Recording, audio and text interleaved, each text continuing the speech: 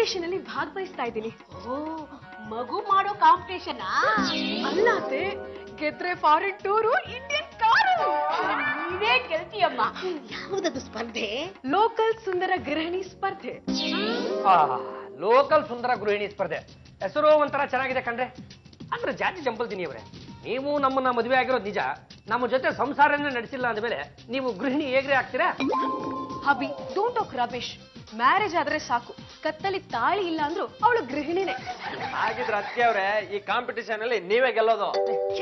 ನನ್ಗೂ ಕಾನ್ಫಿಡೆನ್ಸ್ ಬರ್ತಾ ಇದೆ. ಆ ಕಾಂಪಿಟೇಷನ್ ಅಲ್ಲಿ 3 ರೌಂಡ್ ಇದೆ. ಮೊದಲನೇದು ಕ್ಯಾಚ್ ವಾಕ್ ರೌಂಡ್, ಎರಡನೇದು ನಗ್ನಗ್ತಾ ಮಾತಾಡೋ ರೌಂಡ್, ಮೂರನೇದು ಭಾಗ್ಯದ ಲಕ್ಷ್ಮೀ ಬಾರಮ್ಮ ರೌಂಡ್. ಯಾವ್ದು ಇದು ಭಾಗ್ಯದ ಲಕ್ಷ್ಮೀ ಬಾರಮ್ಮ ರೌಂಡ್? ಒಬ್ಬ ಗೃಹಿಣಿ ಮೈ ತುಂಬಾ ಒಡವೆಗಳನ್ನ ಹಾಕೊಂಡು ಶುಕ್ರವಾರ ದಿನ ಪೂಜೆ ಮಾಡ್ತಾ ಭಾಗ್ಯದ ಲಕ್ಷ್ಮೀ ಬಾರಮ್ಮ ಹಾಡು ಹೇಳ್ತಾ ಇರುವಾಗ ಅವಳು ಹೇಗ್ ಕಾಣಿಸ್ತಾಳೆ ಅನ್ನೋದನ್ನ ನಾವು ಆ ಕಾಂಪಿಟೇಷನ್ ಅಲ್ಲಿ ತೋರಿಸ್ತೀವಿ. ಏನಮ್ಮ ಅತ್ತೆ, ನಾನು ಹೇಗ್ ಕಾಣಿಸ್ತಾ ಇದ್ದೀನಿ? ಸಾಕ್ಷಾತ್ ಮಹಾಲಕ್ಷ್ಮಿ ಇದ್ದಾಗೆ ಇದ್ದೀಯಮ್ಮ. ಇನ್ನ ಯಾಕೆ ಹೀಗೆ ಇರಬಾರ್ದು? ಆ ಕಾಂಪಿಟೇಷನ್ ನಡೆಸೋದು 3 ವರ್ಷಕ್ಕೆ ಒಂದೇ ಸಲ.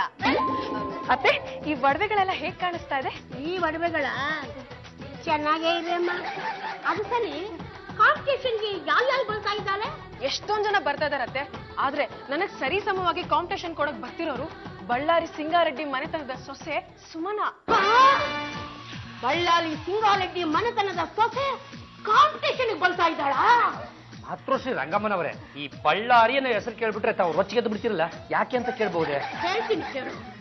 ನಿಮ್ಮಪ್ಪ ತನ್ನ ಪಾಡಿಗೆ ತಾನು ಪಾಳೆಗಾರನಾಗಿ ಸಂಸ್ಥಾನನ ಆಳ್ಕೊಂಡಿದ್ದ. ಆಗ ಈ ಬಳ್ಳಾರಿ ಸಿಂಗಾರೆಡ್ಡಿ ಸಂಸ್ಥಾನದವಳು ನಿಮ್ಮಪ್ಪನ ಯುದ್ಧದಲ್ಲಿ ಸೋಲಿಸಿ ನಗ, ನಾಣ್ಯ, ವಸ್ತು, ಒಡವೆ ಎಲ್ಲವನ್ನ ಕಿತ್ಕೊಂಡು ಹೊರಟೋಗಿ. ಅದಕ್ಕೆ ಹೇಳ್ತಾ ಇದ್ದೀನಿ, ಆ ಮನೆತನದ ಸೊಸೆನ ನಾವು ಸೋಲಿಸಲೇಬೇಕು. ಆಗ್ಲೇ ನಿಮ್ಮಪ್ಪನ ಆತ್ಮಕ್ಕೆ ಶಾಂತಿ ಆಗೋದು. ನನ್ನ ಸಿಟ್ಟು ಅತ್ತೆ, ಯು ಡೋಂಟ್ ವರಿ.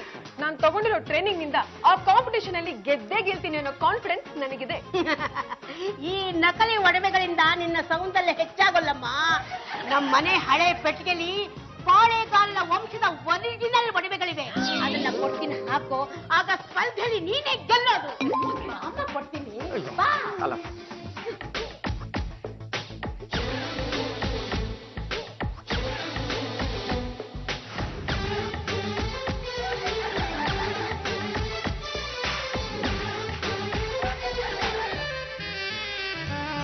ನಮ್ಮ ಗಂಡುಗಲಿ ವಂಶದ ಒಡವೆಗಳನ್ನ ಹಾಕೊಂಡು ಇವ್ರೇನಾದ್ರೂ ಸ್ಪರ್ಧೆಯಲ್ಲಿ ಗೆದ್ದು ಬಿಟ್ರೆ ನಮ್ಮ ಮೆಂಡ್ರ ನಮ್ ಕೈಗೆ ಸಿಗ್ತಾರ.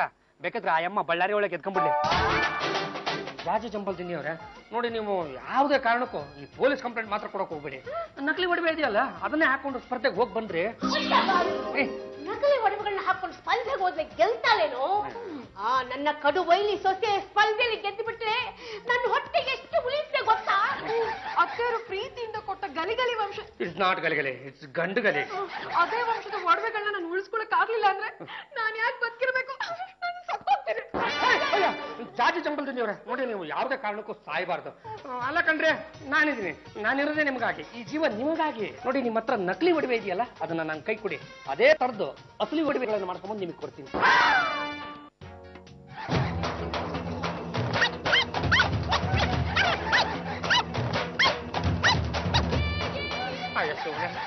ಒರಿಜಿನಲ್ ಒಡವೆನು ದುಡ್ಡನ್ನು ಕದ್ಕೊಂಡೋಗಿ ಖರ್ಚಿಪ್ಪು ಬೆಡ್ಶೀಟ್ ಕೈ ಕೊಟ್ಬಿಟ್ನಲ್ಲಪ್ಪ ಇವನು.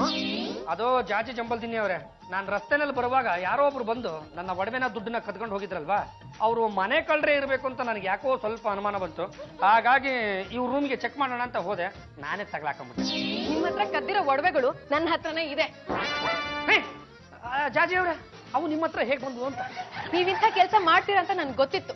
ಅದಕ್ಕೆ ನೀವು ಒಡವೆಗಳು ತರ್ಬೇಕಾದ್ರೆ ವಿಟ್ಲನ್ನ ನಿಮ್ ಹಿಂದೆ ಬಿಟ್ಟು ಕಳ್ತನ ಮಾಡ್ಸಿದ್ದು. ಯಾಕ್ರಿ ಹೀಗ್ ಮಾಡಿದ್ರಿ?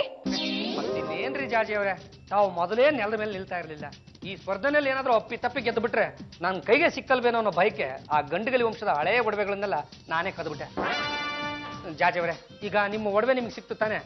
ಆ ಒಡವೆ ಜೊತೆ ನಾನು 1 ಲಕ್ಷ ರೂಪಾಯಿನೂ ಕದ್ಬಿಟ್ಟಿದ್ದೇನೆ. ಇವನು ಒಡವೆನ ನೀವೇ ಇಟ್ಕೊಳ್ಳಿ, ನನ್ನ ದುಡ್ಡನ್ನ ನನಗೆ ವಾಪಸ್ ಕೊಡಿಸ್ಬಿಡ್ರಿ. ಕೊಡಲ್ಲ. ಯಾಕ್ರೆ? ನೀವ್ ಮಾಡಿರೋ ಗನಂಧಾರಿ ಕೆಲ್ಸಕ್ಕೆ ಫೈನು ಅಂತ ಆ 1 ಲಕ್ಷ ರೂಪಾಯಿನ ನಾನೇ ಇಟ್ಕೋತೀನಿ.